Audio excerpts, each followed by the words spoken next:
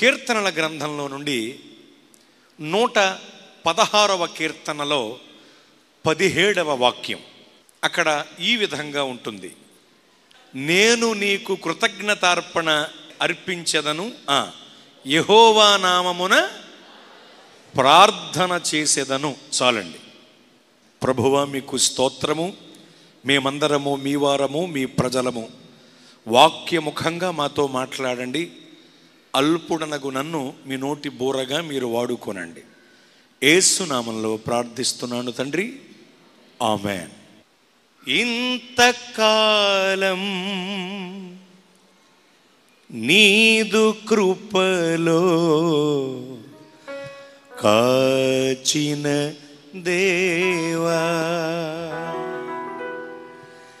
ఇంతకాలం నీదు కృపలో కాచిన దేవా, ఇంతకాలం నీదు కృపలో కాచిన దేవా, ఇకను కూడా మాకు తోడు నీడ నీవే కదా, ఇకను కూడా మాకు తోడు నీడ నీవే కదా. ఇంతకాలం నీదు కృపలో కాచిన దేవా, ఇంతకాలం నీదు కృపలో కాచిన దేవా, ఎన్ని ఏండ్లు గడచినా, ఎన్ని తరాలు మారినా, ఎన్ని ఏండ్లు గడచినా, ఎన్ని తరాలు మారినా, మారని వీడని ప్రేమినిదయ్యా, మార్చిన నా జీవితం నీకే యేసయ్యా, మారని వీడని ప్రేమినిదయ్యా, నీవు మార్చిన నా జీవితం నీకే యేసయ్యా. ఇంతకాలం నీదు కృపలో కాచిన దేవా, ఇంతకాలం నీదు కృపలో కాచిన దేవా, నీవు చేసిన మేలులు తలంచుకొందుము అనుదినం, నీవు చేసిన మేలులు తలంచుకొందుము అనుదినం, మా స్తుతి స్తోత్రముల్ నీకే యేసయ్యా, వేరుగా ఏమి చెల్లించలేమయ్యా, మా స్తుతి స్తోత్రముల్ నీకే యేసయ్యా, వేరుగా ఏమి చెల్లించలేమయ్యా. ఇంతకాలం నీదు కృపలో కాచిన దేవ, పాడదా, ఇంతకాలం కాచిన దేవా, ఇకను కూడా మాకు తోడు నీడ నీవే కదా, ఇకను కూడా మాకు తోడు నీడ నీవే కదా. ఇంతకాలం నీదు కృపలో కాచిన దేవా, ఇంతకాలం నీదు కృపలో కాచిన దేవా. స్తోత్ర. బైబిలు గ్రంథంలో ఆదికాండ గ్రంథము నుండి ప్రకటన గ్రంథము వరకు చెప్పబడుతూ, ప్రకటించబడుతూ, తెలియచేయబడుతూ వచ్చిన గొప్ప అంశములలో ఒక అంశం ప్రార్థన. ప్రార్థన. కొన్ని అంశాలు ఆదికాండ గ్రంథము నుండి ప్రకటన గ్రంథం వరకు కూడా చెప్పబడుతూ ఉంటాయి బైబిల్ గ్రంథంలో. ఉదాహరణకు రెండవ రాకడ అనే అంశాన్ని గనక మనం తీసుకుంటే ఆదికాండ గ్రంథము నుండి ప్రకటన గ్రంథము వరకు కూడా మనకు కనబడుతుంది రెండవ రాకడను గురించి. ఆదికాండ గ్రంథంలో హనోకు గారితో ప్రారంభమవుతుంది. ఇంకా ముందు నుండే అని చెప్పొచ్చు. నిజానికి యోధా పత్రిక ప్రకారం అయితే ఇంకా ముందు నుండే అని కూడా చెప్పొచ్చు. ఎందుకంటే హనోకు గారికి ముందు, హనోకు గారికి తర్వాత, హనోకు గారు కూడా క్రీస్తు రెండవ రాకడను గురించి తెలియచేసినట్లు యోధా పత్రికలో సుస్పష్టంగా వ్రాయబడి ఉంది. కాబట్టి రెండవ రాకడ అనే అంశాన్ని తీసుకుంటే ఆదికాండ గ్రంథము నుండి ప్రకటన గ్రంథము వరకు కూడా మనకు కనబడుతూ ఉంటుంది ఈ అంశం. అలాగే బలి అర్పణ, రక్త ప్రోక్షణ అనే అంశాన్ని మనం తీసుకుంటే ఆదికాండ గ్రంథము నుండి ప్రకటన గ్రంథము వరకు కూడా ఈ అంశం మనకు కనబడుతుంది. ఇలా ఆదికాండ గ్రంథము నుండి ప్రకటన గ్రంథము వరకు చెప్పబడుతూ, ప్రకటింపబడుతూ, తెలియచేయబడుతూ వచ్చిన అంశములలో ఒక అంశం ప్రార్థన. ప్రార్థన అనే అంశం. ప్రార్థనలో ముఖ్యంగా 3 భాగాలు ఉంటాయి. 3 భాగాలు. 1 ప్రార్థన, 2 విజ్ఞాపన ప్రార్థన, 3 కృతజ్ఞత ప్రార్థన. ఇలా 3 భాగాలు ఉంటాయి ప్రార్థనలో ముఖ్యంగా. 1 ప్రార్థన.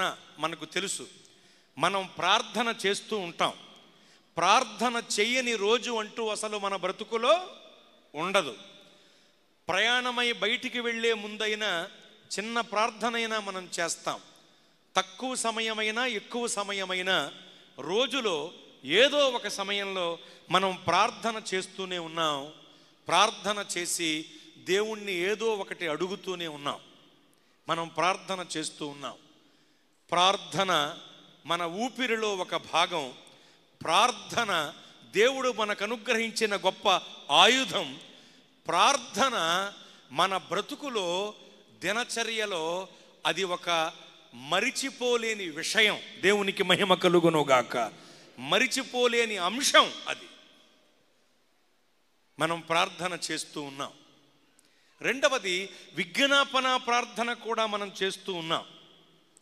మీకు తెలుసు కదూ, భక్తులు ప్రార్థనలే కాదు విజ్ఞాపన ప్రార్థనలు కూడా అధికంగా చేశారు బైబిల్లో. ఒక మోషే గారిని మనం తీసుకున్న, అబ్రాహాము గారి గురించి ఆలోచన చేసిన, సమూయేలు గారిని గురించి మనం ధ్యానం చేసిన, ఎస్తేరు గారిని గురించి లేఖనంలో చూసిన, ఇలా ఎందరెందరో, ఒక యోబు గారిని మనం తీసుకున్న, వీళ్ళందరూ వీళ్ళ జీవితాల్లో విజ్ఞాపన చేసిన గొప్ప వీరులు. అలాగే వీరురాండ్రులు కూడా ఉన్నారు. విజ్ఞాపన ప్రార్థన నిన్ను గూర్చి, నీ కుటుంబం గూర్చి, నా గూర్చి, నా కుటుంబం గూర్చి, నేను, నీవు, మనము మన గూర్చి చేసేది ప్రార్థన అయితే, ఇతరుల మేలు కోరి, ఇతరులు విడిపించబడాలని, ఇతరులకు స్వస్థత కలగాలని మనం చేసేటువంటి ప్రార్థన విజ్ఞాపన ప్రార్థన. 1 ప్రార్థన, 2 విజ్ఞాపన ప్రార్థన. 3వది కృతజ్ఞత ప్రార్థన. 3వది కృతజ్ఞత ప్రార్థన. అస్సలు ఈ విషయాన్ని మర్చిపోకండి. ఎందుకంటే ప్రత్యక్ష గుడారంలో ఎన్ని భాగాలు చూస్తాం మనం? 3 భాగాలు చూస్తాం ముఖ్యంగా. 1 ఆవరణము, 2 పరిశుద్ధ స్థలము, 3 అతి పరిశుద్ధ స్థలము. ఒకవేళ నేను ఈ విధంగా చెప్పాలి అంటే, మనం మన కొరకు చేసుకునే ప్రార్థన ఆవరణంతో సమానమైతే, ఇతరులను గురించి మనం చేసే విజ్ఞాపన ప్రార్థన పరిశుద్ధ స్థలానుభవంతో సమానంగా ఉంటుంది. ఇతరులను గురించి మనం చేసే విజ్ఞాపన ప్రార్థన పరిశుద్ధ స్థలానుభవంతో సమానమైతే, మనము చేయవలసిన కృతజ్ఞత ప్రార్థన అతి పరిశుద్ధ స్థలానుభవంతో సమానంగా ఉంటుంది. అంత గొప్పది కృతజ్ఞతా ప్రార్థన. కృతజ్ఞతా ప్రార్థన కూడా లేఖనంలో ఉంది. ఉదాహరణకి భోజనం చేసే ముందు మనం చేయవలసినది ఏ ప్రార్థన? కృతజ్ఞతా ప్రార్థన. అర్థం చేసుకోండి, భోజనం చేసే ముందు మనం చేయవలసినది కృతజ్ఞతా ప్రార్థన. రోజులో ఖచ్చితంగా నిద్రకు ఉపక్రమించేటప్పుడైనా మనం చేయవలసింది ఏ ప్రార్థన? కృతజ్ఞతా ప్రార్థన. రోజు గడిచి ఉద్యోగం నుండి నీవు ఇంటికి వచ్చినా, వ్యవసాయం నుండి ఇంటికి వచ్చినా, వ్యాపారం చేసుకుని ఇంటికి వచ్చినా, ఇంటికి చేరిన తరువాత చేయవలసింది ఏ ప్రార్థన? కృతజ్ఞతా ప్రార్థన. మీకు తెలియటానికి చెబుతాను.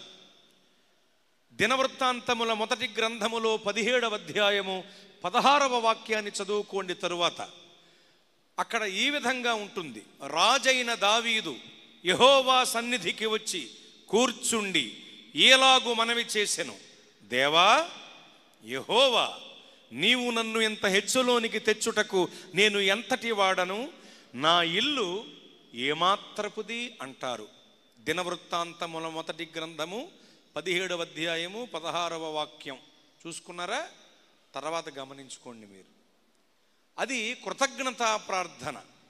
కృతజ్ఞతా ప్రార్థనలో కోరికలు ఉండవు. మామూలుగా మనం చేసే ప్రార్థనలో కోరికలు ఉంటాయి. అడుగుడు ఇవ్వబడినావు కదా నాయనా, అడుగు తండ్రి ప్రభు, ఇచ్చేయి, అది ఇచ్చేయి, ఇది ఇచ్చేయి, ఇంకేదైనా ఇచ్చేయి, ₹1,00,00,000 మూట నా నెత్తి మీద వేసేయి అని ఏవేవో అడుగుతూ ఉంటాం మనం. జలగకు ఇమ్ము ఇమ్ము అని 2 కూతుళ్ళు కలరు అన్నట్లు ఏవేవో అడుగుతూ ఉంటాం ప్రార్థనలో. కానీ కృతజ్ఞతా ప్రార్థనలో కోరికలు ఉండవు. కేవలం దేవుణ్ణి స్తుతించటం ఉంటదే, దేవుణ్ణి ఘనపరచటం ఉంటదే, దేవుడు చేసిన కార్యాలు గుర్తు చేసుకోవటం ఉంటుంది, అంతే. అది కృతజ్ఞతా ప్రార్థన. కృతజ్ఞతా ప్రార్థన. అసలు కృతజ్ఞత అంటేనే కృత అంటే జరిగిపోయినది, జ్ఞత అంటే జ్ఞాపకం చేసుకోవటం. కృతజ్ఞత అంటే జరిగిన కాలంలో దేవుడు మన పట్ల చేసిన కార్యములన్నిటినీ జ్ఞాపకము చేసుకుని ఆయనను స్తుతించటమే కృతజ్ఞత ప్రార్థన. దేవునికి మహిమ కలుగునుగాక. ఈ కృతజ్ఞత ప్రార్థన లేఖనంలో మనం చూస్తాం. అయితే ప్రార్థనలో 3 భాగాలు అని చెప్పాను కదా. కృతజ్ఞత ప్రార్థనలో కూడా 3 భాగాలు ఉన్నాయి. కృతజ్ఞతలో 3 భాగాలు ఉన్నాయి. ఒకటి, మనం దేవుడు మన పట్ల చేసిన కార్యములు తలపోసుకుంటూ ఆయనను స్తుతించటం. 2, ఎన్నటెన్నటికీ కృతజ్ఞత కలిగి దేవుని కొరకు బ్రతకటం. 3, కృతజ్ఞత అర్పణలు చెల్లించటం. దయచేసి గుర్తుంచుకోండి. కృతజ్ఞత ప్రార్థనలో 3 భాగాలు. మళ్ళీ దేవునికి మహిమ కలుగునుగాక. 1, దేవుడు మన పట్ల చేసిన కార్యములను జ్ఞాపకం చేసుకుని ప్రభువుని స్తుతించటం. కృతజ్ఞత ప్రార్థనలో మొదటి భాగం ఇది. ప్రియులరా, దావీదు గారంతటి మహాభక్తుడు అంటాడు, నా ప్రాణమా యెహోవాను, నా ప్రాణమా నా యంతరంగమా, నాలో ఉన్న నా సమస్తమా, నా ప్రాణమా నా యంతరంగమా, నాలో ఉన్న నా సమస్తమా, నా ప్రాణమా నా యంతరంగమా, నాలో ఉన్న నా సమస్తమా, యెహోవా చేసిన ఉపకారములలో దేనిని మరువక కొనియాడుమా, యెహోవా చేసిన ఉపకారములలో దేనిని మరువక కొనియాడుమా, నా ప్రాణమా నా యంతరంగమా, అంతరంగమా నాలో ఉన్న నా సమస్తమా. స్తోత్ర. తన రక్తములో మిళితమై ప్రవహించే ప్రాణంతో చెప్పుకుంటున్నాడు. బా, ఎంత గొప్ప విషయం అండి. ప్రాణం బుర్రలోనో గుండెలోనో కిడ్నీలోనో ఉండదు. బైబిల్ ఎప్పుడో తెలియజేసిన విషయం, ప్రాణం రక్తంలో ఉంటుంది, రక్తములో మిళితమై ఉంటుంది ప్రాణం. తన రక్తములో మిళితమై ప్రవహించే ప్రాణంతో చెప్పుకుంటున్నాడు భక్తుడు. ఏమనంటే, నా ప్రాణమా యెహోవాను సన్నుతించు, నా అంతరంగమున సమస్తమా ఆయన పరిశుద్ధ నామమును సన్నుతించు. ఆయన చేసిన ఉపకారములలో దేనిని మరువద్దు అని చెప్పుకుంటున్నాడు. అంటే ఈ కృతజ్ఞత బ్రతుకు, ఈ కృతజ్ఞత లక్షణం క్రైస్తవ బ్రతుకుతున్న ప్రతి ఒక్కరిలో ఖచ్చితంగా ఉండి తీరాలి. దయచేసి గమనించండి. మనం ఎవరివైనా కావచ్చు, మనం ఎంతటి వారమైనా కావచ్చు, మన వెనక జనం ఉండొచ్చు, మనకు బలం ఉండొచ్చు, గొప్ప కులం ఉండొచ్చు, గొప్ప హోదా ఉండొచ్చు, ఎంతో ధనం మనకు ఉండొచ్చు, గొప్ప గొప్ప పదవులు మనం వెలగబెడుతుండొచ్చు, మనం గజిటెడ్ ర్యాంకులో ఉండొచ్చు, మనం సంతకం చేసే ఇంకు గ్రీన్ ఇంకు కావచ్చు. మనకు రెడ్ ఇంకు పడకుండా ఉండాలంటే మన లెవెల్ అంతా కూడా చెప్పులు విడిచిపెట్టే దగ్గర విడిచిపెట్టి దేవుని సన్నిధిలోనికి వచ్చి కృతజ్ఞతతో కృతజ్ఞత ప్రార్థన చెయ్యాలి. కృతజ్ఞతా స్తుతులు దేవునికి చెల్లించి తీరాలి. ఆయన చేసిన ఉపకారములలో దేనిని మరువకుండా ప్రభువుని స్తుతించటమే కృతజ్ఞతా ప్రార్థనలో మొదటి భాగం. నువ్వు అలా చేస్తున్నావా? కొద్దిగలో తప్పిపోయిందండి ప్రాణం పోయేది, కొద్దిగలో తప్పిపోయిందండి కన్ను పోయేది, కొద్దిగలో తప్పిపోయిందండి కాలు విరిగిపోయేది, కొద్దిగలో తప్పిపోయిందండి పెద్ద దెబ్బ తగిలేసేది అంటూ ఉంటాం కదా మనం. ఇప్పటికి ఎన్నిసార్లు అన్నాం ఈ సంవత్సరంలో మనం అలాంటి మాటలు? కొద్దిగలో తప్పిపోయింది, కొద్దిగలో తప్పిపోయింది అంటున్నావు. తప్పిపోవటానికి ప్రమాదం ఏమన్నా మీ ఇంటి పేరట చుట్టమా? తప్పిపోయింది తప్పిపోయింది కాదు, తప్పించాడు ఆయన, తప్పించారు ఆయన. రాళ్ల దెబ్బలతో చంపబడవలసిన స్త్రీకి రాళ్ళు వేద్దామని వచ్చిన వాళ్లకు మధ్యలో నిలవబడి మధ్యవర్తిత్వాన్ని వహించి ఆ రాళ్ళు ఈమె మీద పడనివ్వకుండా ఆమెను ఎలాగైతే దేవుడు కాపాడారో, మనపైకి వస్తున్న ప్రమాదాలకు మనకు, మనపైకి వస్తున్న శత్రువులకు మనకు, మనపైకి వస్తున్న తెగుళ్లకు మనకు, మనపైకి వస్తున్న విపత్తులకు మనకు మధ్యలో నిలవబడి మధ్యవర్తిగా నిలవబడి మధ్యవర్తిత్వాన్ని జరిగించి మనల్ని తప్పిస్తూ మన భారాన్ని అనుదినము భరిస్తూ మనకు రక్షణకర్తగా ఉన్న దేవుడు, మనము ఆరాధిస్తున్న దేవుడు. ఎన్ని మేలులు ప్రభు నీ పట్ల చేశారు. నీ బ్రతుకులో కూడా దేవుడు చేసిన గొప్ప గొప్ప కార్యాలను, మేలులను జ్ఞప్తికి తెచ్చుకుని ప్రభువుని స్తుతించి తీరాలి. బ్రతికున్నామంటే కృతజ్ఞతాస్తుతులు చెల్లించాలంతే, తిరుగులేదు. కనుక కృతజ్ఞతాస్తుతులు మనం చెల్లించే వాళ్ళంగా ఉండాలి. ఇది మొట్టమొదటి విషయం. అందుకొరకు దైవ కార్యాలు మర్చిపోకూడదు. కొంతమంది ఉంటారు, మేలు పొందాక మేకుల్లా మారతారు, సాయం పొందాక మాయం చేద్దామని చూస్తారు, అన్నం పెట్టిన వాళ్లకు సున్నం కొడదామని చూస్తారు కొంతమంది, కృతజ్ఞత హీనులు ఉంటారు కొంతమంది. కృతజ్ఞత కలిగి ఉండాలి. కృతజ్ఞత లేని వాళ్ళు కృతజ్ఞతాహీనులు కూలిపోతారు. అందుకనే భక్తుడు పాడుతూ అంటాడు, కృతజ్ఞత లేనివారు వేల కొలదిగా కూలినను, కృతజ్ఞత లేనివారు వేల కొలదిగా కూలినను కృపావాక్యమునకు సాక్షులమై కృపావాక్యమునకు సాక్షులమై కృప వెంబడి కృపను పొందేదం కృప వెంబడి కృపను పొందేదం ఆనంద యాత్ర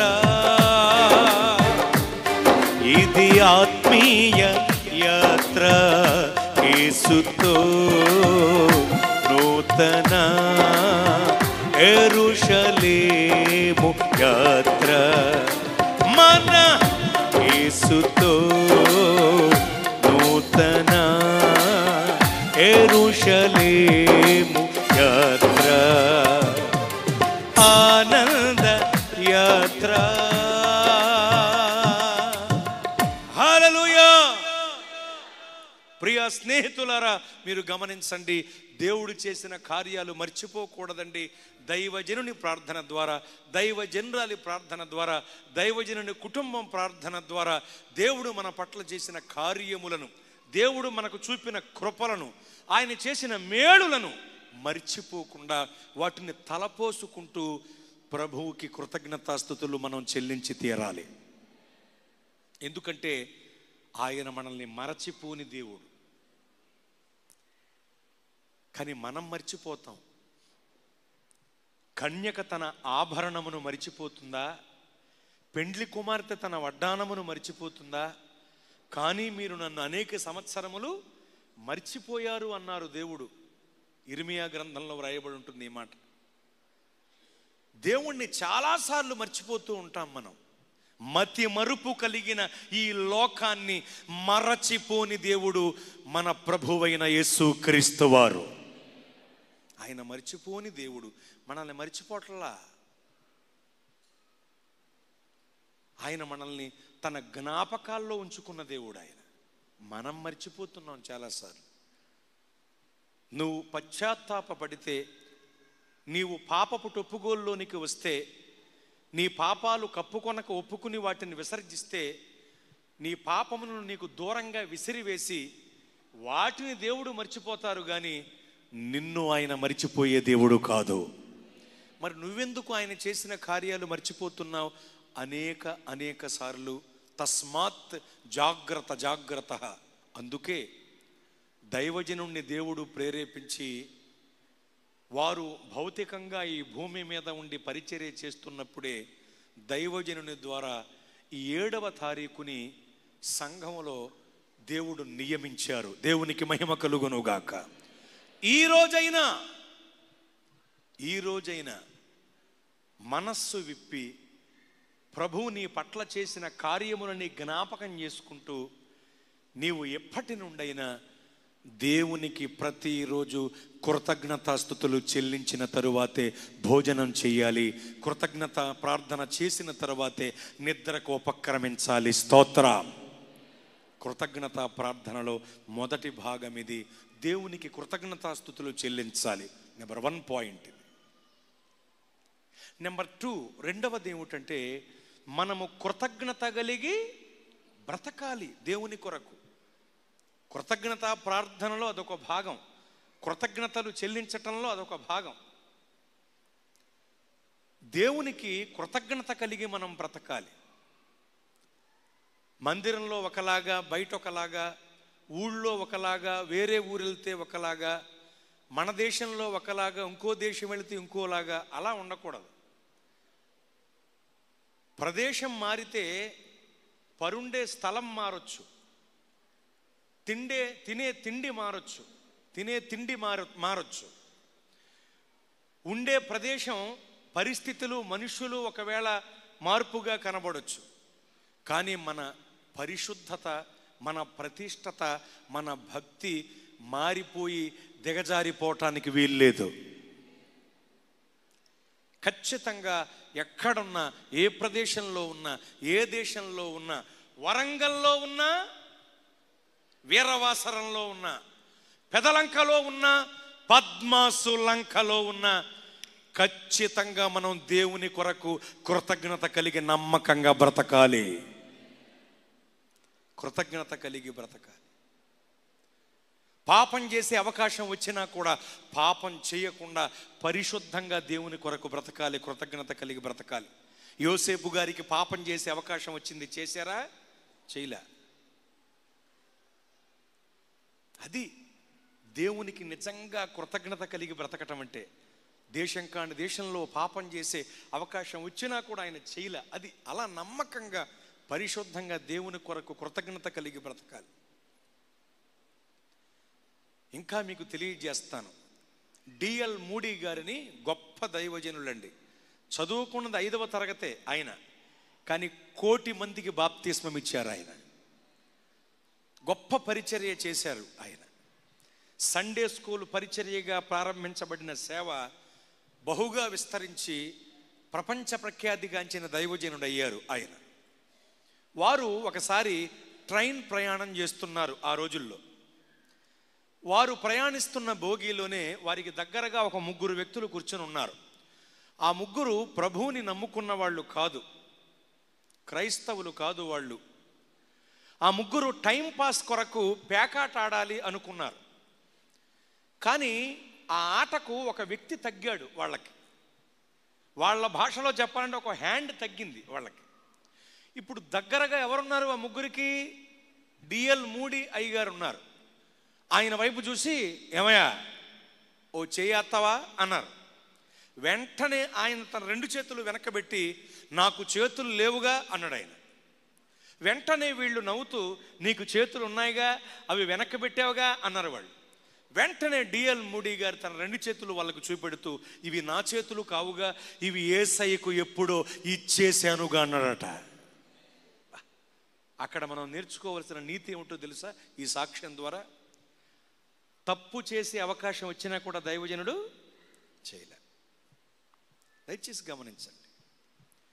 పాపం చేసే అవకాశం లేనప్పుడు పాపం చేయకపోవటం గొప్ప కాదు. పాపం చేసే అవకాశం వచ్చినా కూడా పాపం చేయకుండా ప్రభు కొరకు నీతిగా, నమ్మకంగా, పరిశుద్ధంగా బ్రతకటమే నిజమైన కృతజ్ఞత కలిగిన జీవితం. స్తోత్రం. అలా ప్రభు కొరకు మనం జీవించాలి. అలా బ్రతికి చూపెట్టాలి. అలా బ్రతికి చూపెట్టాలి.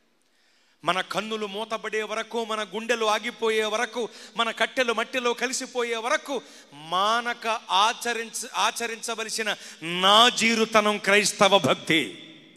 ఈ భక్తిని చేస్తూ కడవరకు మనం క్రీస్తు కొరకు కృతజ్ఞత కలిగి నమ్మకంగా మనం బ్రతకాలి. నమ్మకమైన వానికి దీవెనలు మెండుగా కలుగుతాయి. నమ్మకస్తులు దేవునితో కలిసి అపవాదితో, వాడి సైన్యంతో యుద్ధం చేసి గెలుస్తారు. ప్రకటన గ్రంథం ప్రకారం నమ్మకమైన వారి కొరకు దేవుడు కనిపెట్టి చూస్తున్నాడు తన వద్ద నివసించే భాగ్యాన్ని ఇవ్వటానికి. కీర్తనల గ్రంథం ప్రకారం నమ్మకమైన వానికి దీవెనలు మెండుగా కలుగును. సామెతల గ్రంథం ప్రకారం. దయచేసి గమనించండి. కనుక క్రీస్తు కొరకు నమ్మకంగా, పరిశుద్ధంగా, నీతిగా బ్రతకటమే దేవుని ఎడల మనం కృతజ్ఞత కలిగి బ్రతకటం. అలా నువ్వు జీవించాలి. అలాగే కృతజ్ఞత కలిగి బ్రతకటం అంటే పెద్ద ఆఫీసర్ మమ్మీ వాళ్ళ హస్బెండ్ లాగా సంఘానికి వచ్చి వెళ్ళిపోవటం కాదు, లింగిలింగమంటూ. ఇక్కడ చేయవలసిన పరిచర్య చెయ్యాలి. మీ సొంత పనులు కూడా కొంత మానుకుని ఈ పరిచర్య భారాన్ని దైవజనుని కుటుంబంతో పాటు అందరూ మోసి తీరాలి. ఇది దైవజనుని కుటుంబ బాధ్యతే కాదు, కమిటీ వారి బాధ్యతే కాదు, సంఘ పెద్దల బాధ్యతే కాదు, సంఘములో ఉన్న ప్రతి ఒక్కరి బాధ్యత ఇది. అది కృతజ్ఞత కలిగి బ్రతకటం. ఈ రోజుల్లో అనేక చోట్ల, ఇక్కడ కాదులండి, ఇక్కడ చాలా మంచి వాళ్ళు మీరు, అనేక చోట్ల ఆరాలు తీసే ఆఫీసర్లో, విమర్శించే విలేకరులో, పెత్తనాలు చేసే పెద్దలు ఎక్కువైపోయారు. బస్టాండ్లో వదిలేస్తే మారిపోతావు మొహమా, ఇంటికి రావటం తెలియదు నీకు. నువ్వు కూడా లెవలేసేస్తావు సంఘంలో. అది అలా చేద్దామండి, ఇలా నీ మొహం నువ్వును గొర్రగేదుల్లో గూనిగేదిలాగే అని అనాలని ఉంటుంది, కానీ అనలేం, బాధపడతారు కదా. అలాంటి వాళ్ళు ఉన్నారు చాలామంది.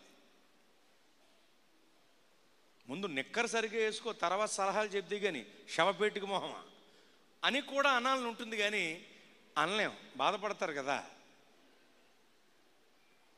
కాబట్టి తస్మాత్ జాగ్రత్త జాగ్రత్త. ఆరాలు తీసే ఆఫీసర్లో, పెత్తనాలు చేసే పెద్దలో, విమర్శించే విలేకరుల లాంటి వాళ్ళు కాదు కావలసింది. పరిచర్యలో భారాన్ని పంచుకుని పరిచర్య చేసే పరిచారకులు కావాలి. దేవుని కొరకు నమ్మకంగా జీవించే వాళ్ళు దేవునికి కావాలి, దేవుని సంఘానికి కావాలి, పరిచర్యకు కావాలి. కాబట్టి కృతజ్ఞత కలిగి మనం బ్రతకాలి, కృతజ్ఞత కలిగి మనం బ్రతకాలి. ఒకటి, ప్రార్థనలో 3 భాగాలు: ప్రార్థన, విజ్ఞాపన ప్రార్థన, కృతజ్ఞతా ప్రార్థన. 2, కృతజ్ఞతా ప్రార్థనలోనే 3 భాగాలు. ఒకటి, దేవునికి కృతజ్ఞతాస్తుతులు చెల్లించాలి, ఆయన కార్యాలు జ్ఞాపకం చేసుకోవాలి, మర్చిపోకూడదు. జ్ఞాపకం చేసుకుంటూ కృతజ్ఞతాస్తుతులు చెల్లించాలి. 2వది, కృతజ్ఞత కలిగి బ్రతకాలి, మర్చిపోవద్దు, కృతజ్ఞత కలిగి బ్రతకాలి. 3వది చెప్తున్నా, ఆలకించండి. 3వది ఏమిటంటే కృతజ్ఞత అర్పణలు చెల్లించాలి. ఈరోజు ఏ పండుగ? కృతజ్ఞత అర్పణల పండుగ. ఆరగించారా? ఈటింగ్ అయ్యాకే మీటింగ్ కదండి, అయిందా? చక్కగా ఎంత సంతోషించాను ఏమండి. వెళ్ళేటప్పుడు నేను కూడా ఏదన్నా ఒక స్వీట్ ఏదన్నా ఉంటే తీసుకోవాలి అనిపించింది నాకు. చాలా సందడిగా ఉంది బయట, అవునా కదండి? మీరు గమనించాలి, బొవ్వాత్ర కార్యక్రమాలు చక్కగా జరిగాయి. 100 ఇళ్ళు కొండ బరువు గుండెకెక్కిందా లేదా? గట్టిగా స్తోత్రం చెప్పండి. చాలా మంచివాళ్ళు మీరు. చక్కగా కృతజ్ఞత అర్పణల పండుగ జరిగింది, జరుగుతూనే ఉంది. బయట కూడా చక్కటి పదార్థాలు ఫ్రీగా తినేసారు. ఎవరన్నా కొంతమంది ఫ్రీగా బొగ్గలు అడుచుకుంటూ బొక్కేవాళ్ళు ఉంటారు.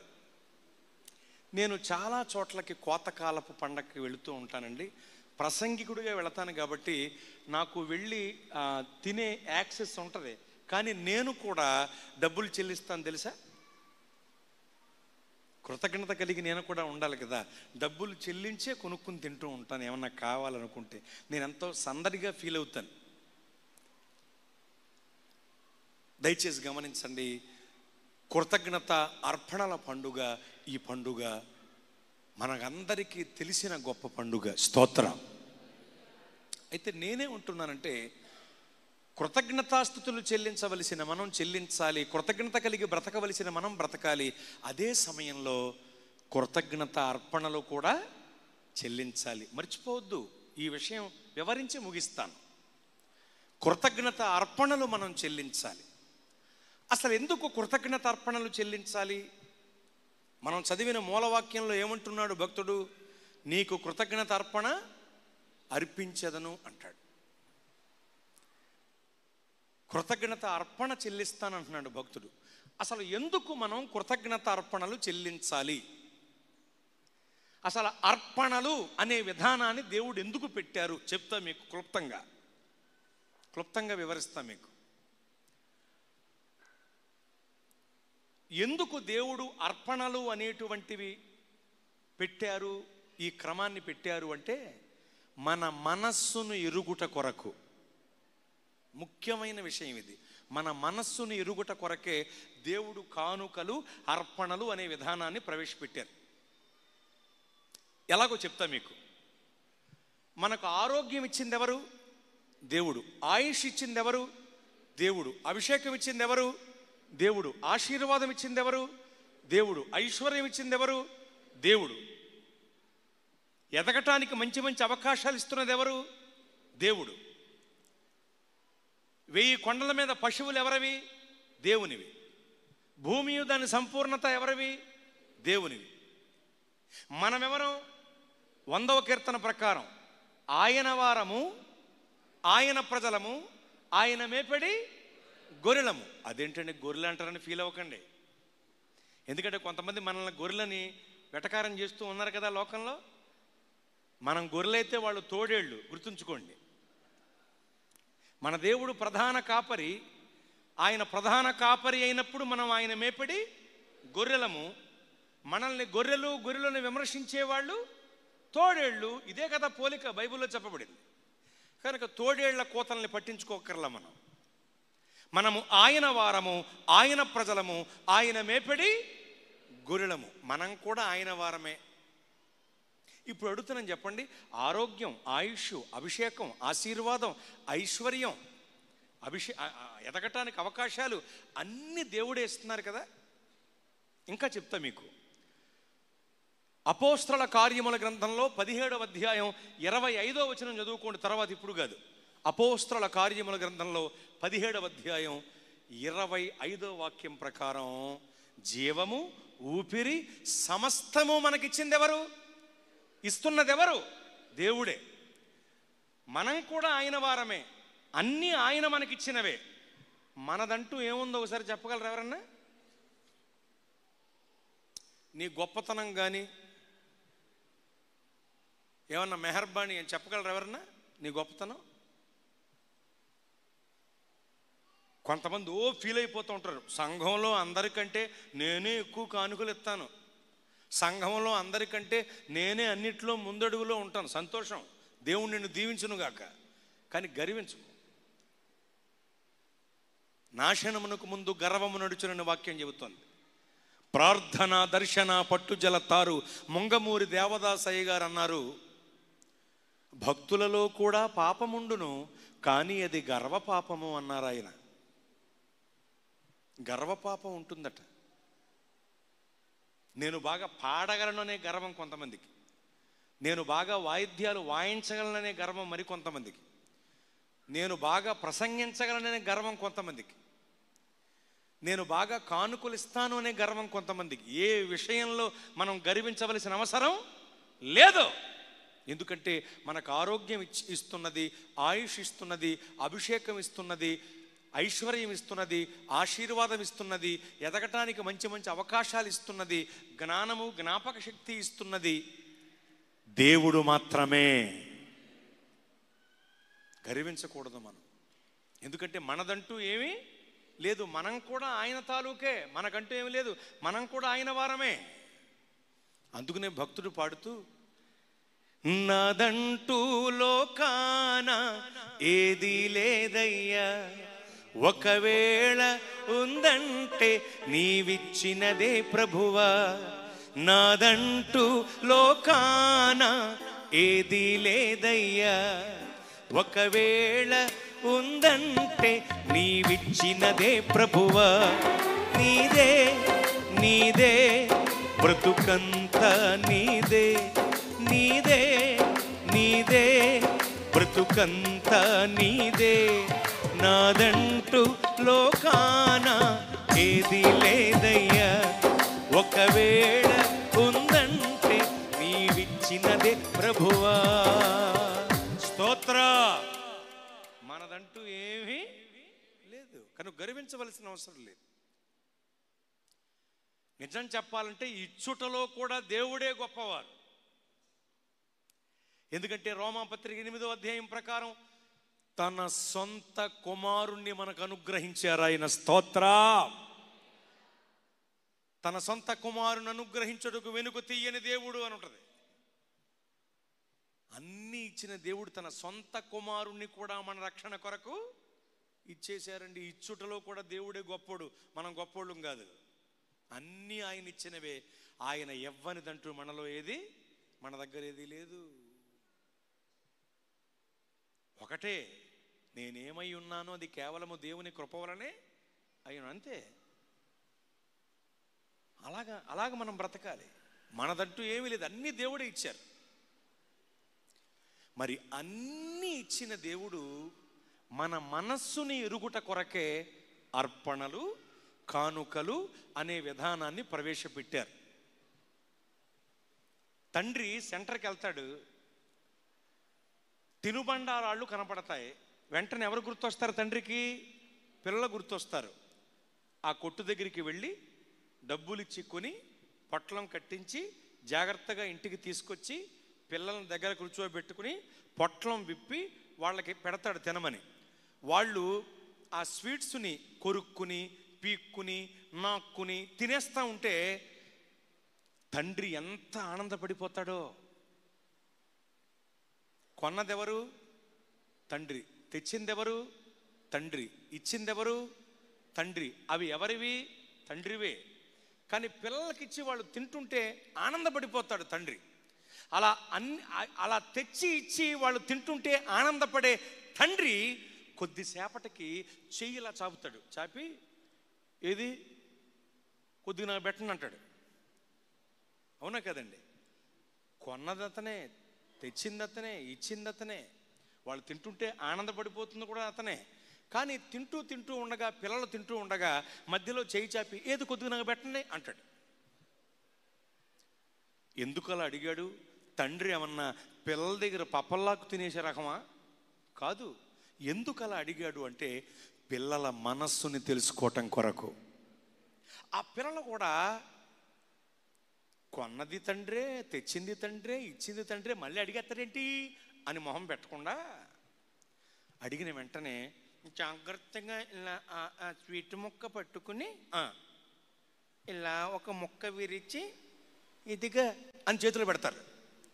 వెంటనే తండ్రి ఎంత సంబరపడిపోతాడంటే పక్కన ఎవరున్నా వాళ్ళకి చెప్పేస్తాడు.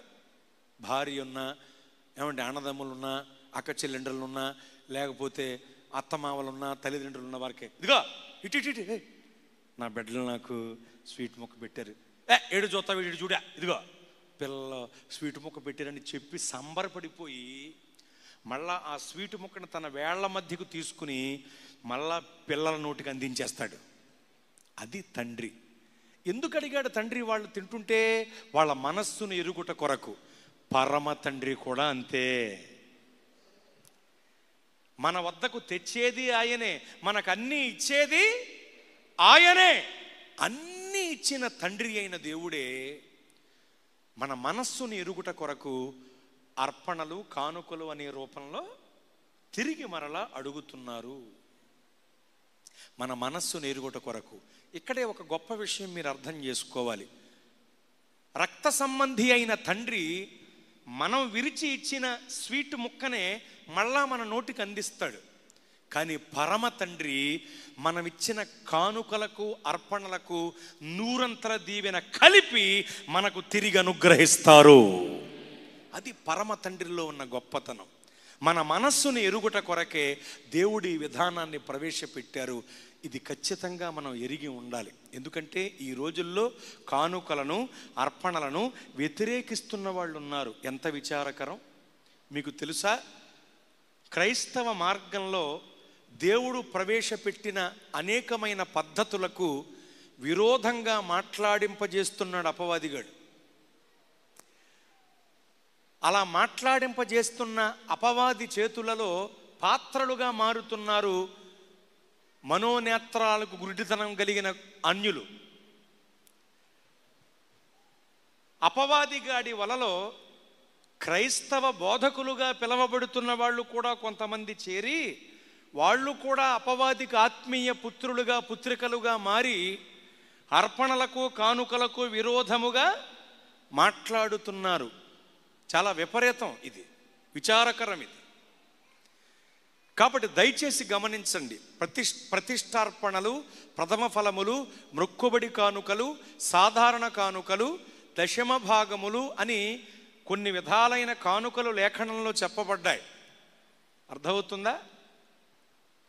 నిజానికి 7 విధములైన కానుకలు మనం సమర్పించాలి.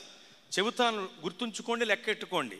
ప్రతిష్టార్పణలు, ప్రథమ ఫలములు, మొక్కుబడి కానుకలు, సాధారణ కానుకలు, దశమ భాగములు. ఈ 5 ఈ విధములైనటువంటి కానుకలు వర్ధిల్లు కొలది మనం దేవునికి ఇవ్వాలి. మనఃపూర్వకముగా దేవునికి ఇవ్వాలి, ఉత్సాహంగా దేవునికి ఇవ్వాలి. ఏని చెప్పాను? 5. 6వది ఏమిటంటే నిన్ను నీవే ఒక కానుకగా దేవునికి వేసుకోవాలి.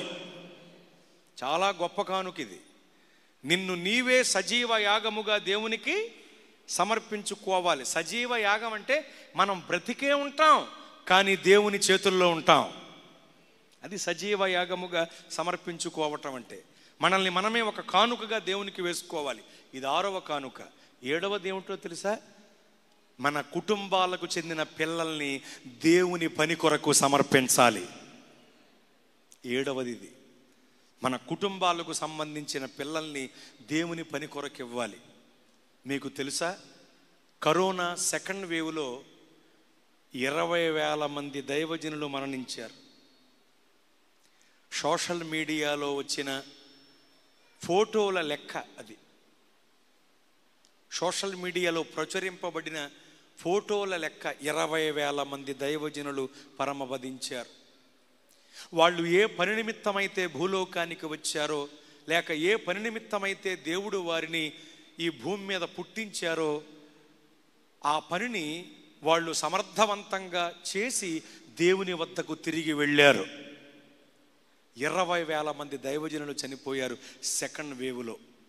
అయ్యయ్యో అని కంగారు పడకండి, సామాన్యులు లక్షల్లో చనిపోయారు, దైవజనులు 20,000 మంది. కరోనా అతలాకుతలం చేసేసింది కదా ప్రపంచాన్ని. అయితే నేనంటాను, అలా పరమపదించినటువంటి దైవజనులు ఎవరైతే ఉన్నారో, ఉదాహరణకు ఈ లెక్క చెప్పాను, ఇంకా ఉన్నారు. పరమపదించిన దైవజనులు ఎవరైతే ఉన్నారో ఈ ప్రపంచంలో ప్రభు దగ్గరికి వెళ్ళిపోయిన వాళ్ళు లేని లోటు పోడ్చటానికి మన కుటుంబాల నుండే పిల్లల్ని దేవుని పని కొరకు ఇవ్వాలి. ప్రతి కుటుంబంలో తల్లులు హన్నాలుగా మారాలి.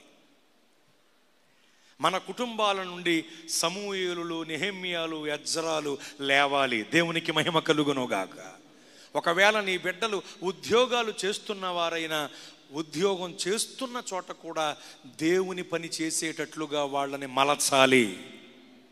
ఎందుకంటే దేవుని సేవలో ఎజ్రాలే కాదు, నెహెమ్యాలు కూడా కావాలి. నెహెమ్యా ఉద్యోగస్తుడైన అతని ద్వారా దేవుడు గోడలు కట్టించారు. కనుక దేవుని పరిచర్యకు ఎజ్రాలు కావాలి, నెహెమ్యాలు కావాలి. ఏది ఏమైనా మన కుటుంబంలో నుండి దేవుని పని కొరకు నిలిచి ఫలించే వ్యక్తులను మనం సమర్పించాలి. దేవునికి మహిమ కలుగునుగాక. వేలాది మంది దైవజనులు పరమపదించారు. వారు లేని లోటు పోడ్చాలి, తీర్చాలి. అందుకొరకు మన పిల్లల్ని దేవుని పనికి ఇవ్వాలి. ఇవ్వగలుగుతున్నామా మనం? పాట పాడేటప్పుడు సమర్పణ చేయుము ప్రభువునకు నీ దేహము, ధనము, సమయమును. అబ్రాహామునడిగెను ప్రభువప్పుడు, ఇస్సాకును అర్పణ నిమ్మనెను. నీ బిడ్డను సేవకు ఇచ్చెదవా, నీ బిడ్డను సేవకు ఇచ్చెదవా అని నుంచున్న వాళ్ళు పాడుతుంటే కిందోళ్ళు నువ్విచ్చెదవా అంటారు. గమనించారా?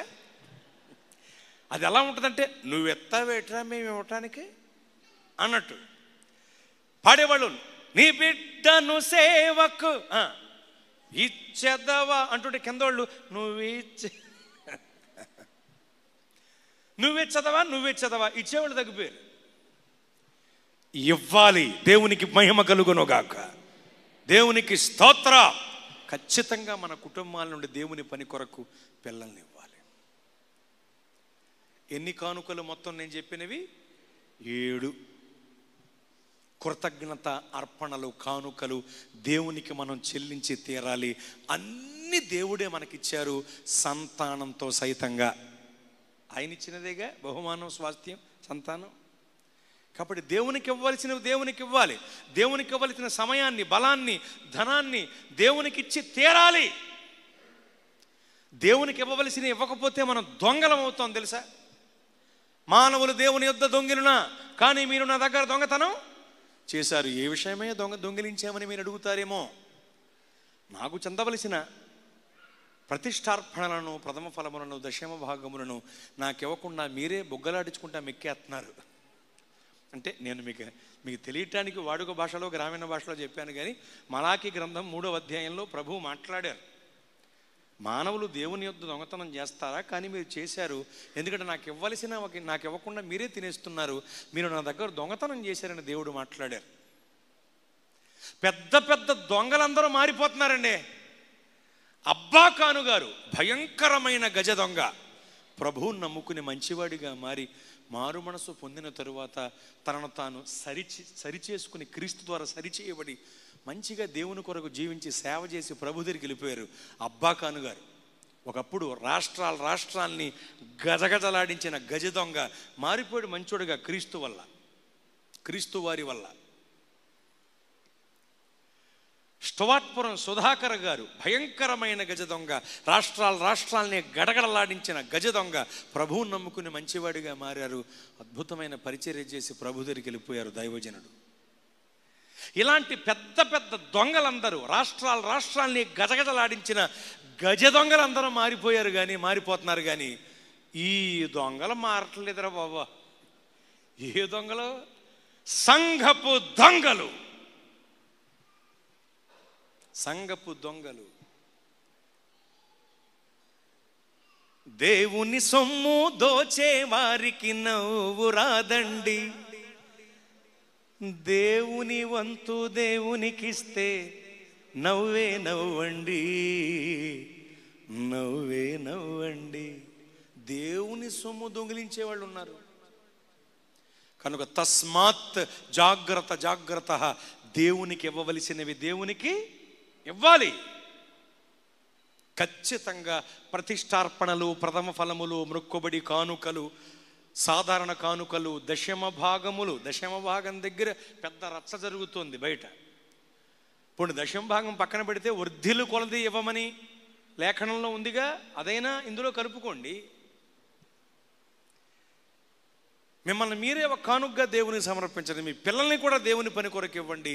ఇన్ని విధములైన కానుకలు మీ సమయంతో సహా దేవునికి సమర్పించాలండి. అది కృతజ్ఞత కలిగి ఉండటం అంటే. 1 కృతజ్ఞతాస్తుతులు చెల్లించటం, 2 కృతజ్ఞత కలిగి నమ్మకంగా బ్రతకటం, 3 దేవునికి కృతజ్ఞత అర్పణలు చెల్లించటం. నువ్వేం చెల్లిస్తున్నావు దేవునికి? కృతజ్ఞత అర్పణలు చెల్లించేటువంటి హృదయం అనేది, కృతజ్ఞత అర్పణలు నీవు చెల్లిస్తున్నావా? ఖచ్చితంగా మనం దేవునికి కృతజ్ఞత అర్పణలు చెల్లించి తీరాలి. ఇక్కడే ఒక మాట మీకు నేను తెలియజేసి మీ కొరకు ప్రార్థన చేస్తాను. నా బ్రతుకులో నేను దేవుని పని కొరకు ఇవ్వటం ప్రారంభించిన తరువాతే నేను అధికంగా ఆశీర్వదింపబడ్డాను. ఆశీర్వాదము అంటే కోటాను కోట్ల డబ్బు నా దగ్గర ఏమీ లేదు, వేసుకోవటానికి మాత్రం కోట్లు ఉన్నాయి. కోటాను కోట్ల ఆస్తిపాస్తులు, డబ్బు నా దగ్గర లేదు. కానీ దేవుని పనిలో ఏదైనా నేను తల పెడితే, ఏదైనా ఒక పని నేను దేవుని కొరకు చెయ్యాలనుకుంటే, ఏదైనా దేవుని కొరకు స్థలాన్ని కొనాలనుకుంటే, మందిరాన్ని కట్టాలనుకుంటే, నా దగ్గర ఏమీ లేకపోయినా కావలసినవన్నీ దేవుడు ఆశ్చర్య రీతిగా ఎవరి వద్ద నేను యాచించకుండా దేవుడు నాకు అనుగ్రహిస్తూ వస్తున్నారు. దేవునికి మహిమ కలుగునుగాక. ఎంతకంటే ఆశీర్వాదం ఏముందండి? కావలసినంత దేవుడిస్తుంటే ఎలా పొందుకోగలుగుతున్నాను? నేను నాకు ఉన్న దానిలో దేవునికి ఇచ్చే విషయంలో అధిక భాగాన్ని ఇస్తాను. 10వ భాగం, 20వ భాగం, 30వ భాగం కాదు, అధిక మొత్తాన్ని, అధిక భాగాన్ని దేవునికి ఇచ్చి నేను ప్రభువుని ఘనపరుస్తూ ఉంటాను. కనుక దేవుడు నన్ను బలపరుస్తూ ఉన్నారు. మరి నీ పరిస్థితి ఏమిటి? దేవునికి ఇవ్వాలి. దేవునికి ఇవ్వకపోతే కొరచ చేతులు అవుతాయి కదా. కొరచ చేయి కలిగిన వారిగా ఎంచబడతాం. ఎందుకంటే మనం గుప్పిలు విప్పితే దేవుడు ఆకాశ వాకిండ్లు విప్పుతారు కదా. మనం విప్పేది గుప్పిలే, కానీ దేవుడు విప్పేది ఆకాశ వాకిండ్లు. ఎప్పుడు కూడా దేవునికి ఇచ్చే విషయంలో ఘనంగా ఉండాలి. ఒక ఉపమానాన్ని చెప్తూ ఉంటాను కొన్ని చోట్ల. నేను 10 రూపాయల నోట్లన్నీ పరలోకానికి వెళ్ళిపోతుంటే పెద్ద నోట్లన్నీ కూడా నరకానికి వెళ్ళిపోతున్నాయట. దేవదూత గమనించి దేవునికి చెబుతున్నాడు, ప్రభువా, విలువైన పెద్ద నోట్లన్నీ నరకానికి వెళ్ళిపోతుంటే తక్కువ విలువ కలిగిన 10 నోట్లన్నీ పరలోకానికి వచ్చేతనే ప్రభువా, ఇది ఎక్కడి విపరీతం అన్నాడు. అప్పుడు ప్రభు అన్నారు, నాకు ఆ విషయం తెలుసు, కానీ ఏం చేస్తాం, నా సన్నిధికి వచ్చేది 10 నోట్లే కదా అన్నాడు. ఏ కూటంలో చూసినా కనపడేది మానకుండా, నాగా పెట్టకుండా, మానేయకుండా వస్తున్నాయి కూటానికి, అందుకనే పరలోకానికి వచ్చేస్తాను అన్నాడు. అవి రావట్లేదు కాబట్టి నరకానికి పోతాను అన్నారు. ఇది ఒక ఉపమానం సుమి. మరి ఇందులో చరిత్రలో ఎక్కడైనా ఉందా? బైబుల్ ఈ మధ్యన ఏమైందంటే బైబుల్లో రాసుందా? ఓరన్నం తినమని బైబుల్లో రాసుందా? మరి ఎందుకు తింటున్నావురా? మానే కొంక నక్క అని అనాలని ఉంటుంది, కానీ అనలేం, బాధపడతారు కదా. కాబట్టి ఇది చరిత్ర కాదు, లేఖనం కాదు, చిన్న ఉపమానం చెప్పాను మీకు, అంతే, ఉపమానం. అయితే ఈ ఉపమానంలో నీతి ఏమిటంటే, కనీసం ఈ రోజైనా పెద్ద నోట్లను పరలోకానికి పంపిద్దాం. అర్థమైందా? అది మనం నేర్చుకోవాల్సిన నీతి. దేవునికి స్పెషల్గా మనం కృతజ్ఞత అర్పణలు చెల్లించాలి. మా సంఘంలోనైతే దేవుని మహాకృపను బట్టి నెలలో ప్రతి ఆఖరి ఆదివారం కృతజ్ఞత అర్పణల ఆదివారం అండి.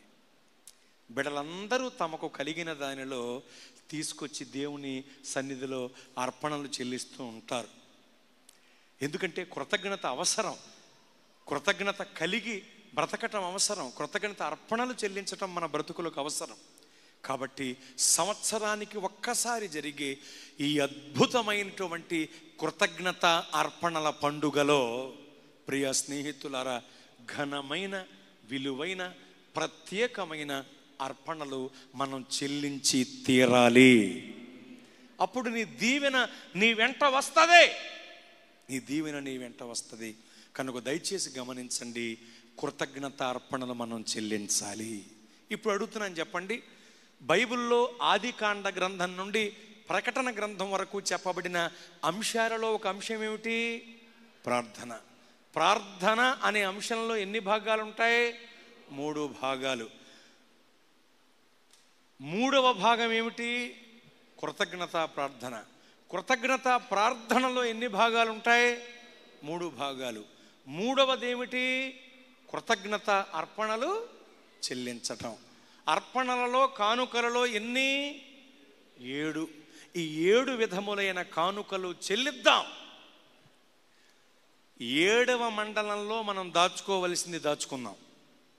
ఎందుకంటే భూమండలము, ఆకాశ మండలము, వాయుమండలము, చంద్రమండలము, సూర్యమండలము, నక్షత్ర మండలము అనేటువంటి 6 మండలాలకు పైన ఉన్న 7వ మండలం పరమండలం, పరలోకం.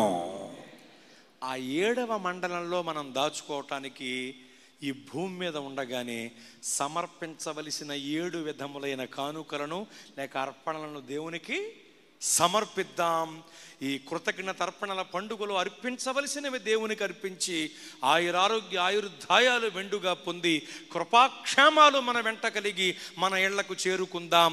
దేవుడి క్లుప్త వివరణ మన వినికిడిలో దీవించునుగాక. ఆమెన్.